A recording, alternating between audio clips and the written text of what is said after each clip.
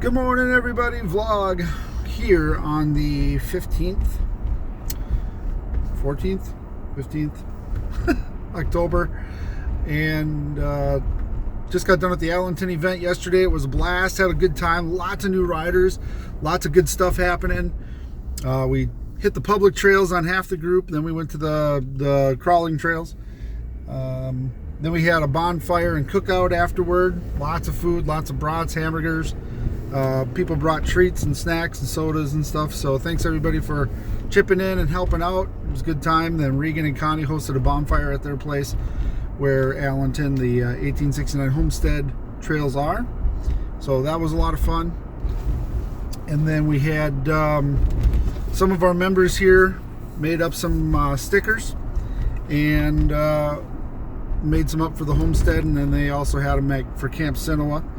They donate them, and then we're using them as fundraisers for the upcoming trail signs, RTI ramp, and other things that we're working on to use at shows that are coming up in 2019.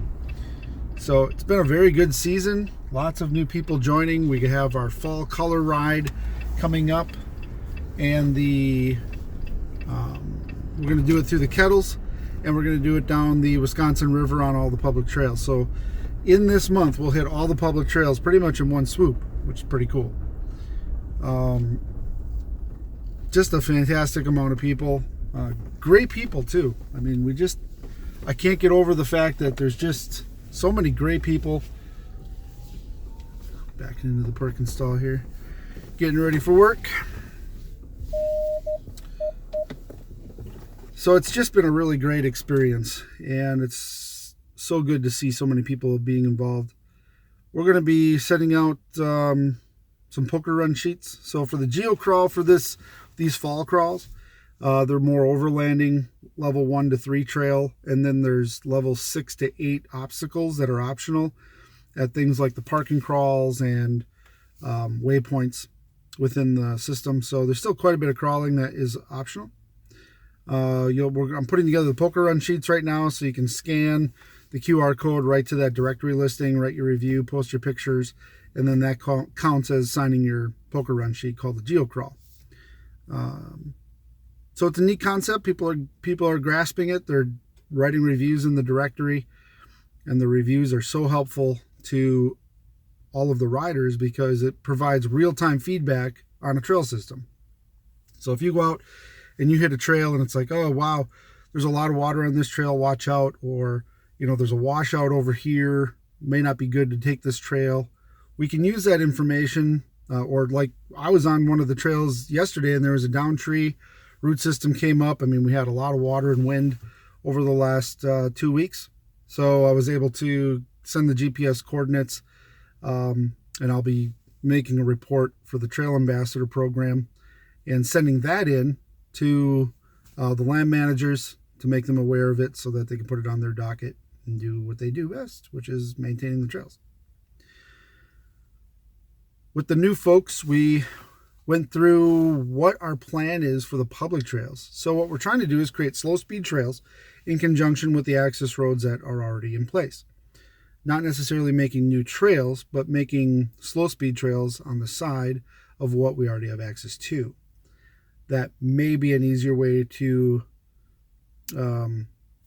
appease some of the non-motorized or folks that don't want more trails in certain areas. And this would already be on the easements that are current. So we're going to take that approach. It seems to be well received. And it'll be our fastest way to get slow speed trails on a public platform, an existing platform. We are probably going to have to pay for the signage privately through Road Legal 4-Wheel Drive because there isn't a way to pay for them otherwise through there's no state registration program yet, but we're going to definitely advocate for such a thing so we can keep building this thing. Our first Trail Ambassador, Trail Guide, or Master Trainer class is next Saturday. The class is already full. And so that'll train our trainers, essentially. It's a 8-hour class, and we have to go through classroom activity, on-site demonstrations, on-site testing, and then we will be training our trainers as well for that. So the idea here, the premise, is to train trail guides to be able to take out their own groups. And whether that be a public trail system or a private trail system, trail guides will have access to the public trail system through their local chapter, through the local club.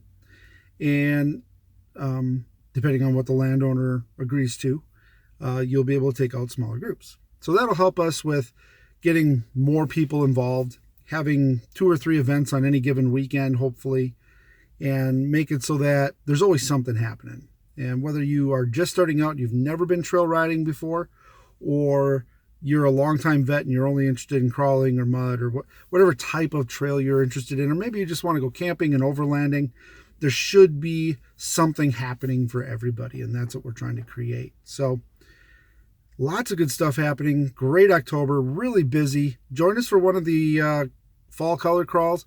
I don't know how many colors are going to be left in the kettles this coming weekend, but the fall, the southern, south central Wisconsin river crawl should be pretty fun too. Again, it's more overlanding with optional crawl obstacles. So any questions, let us know. Join on roadlegalfourwheeldrive.com, rl4wd.com, or wranglerriders.com. It's all the same site.